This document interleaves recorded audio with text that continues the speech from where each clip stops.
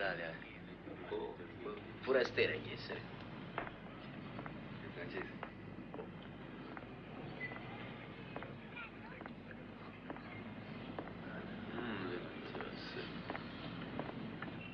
Delizioso.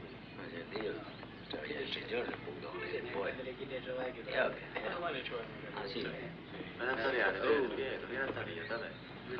Che bella femmina. Devo parlare con chi che può stare italiano.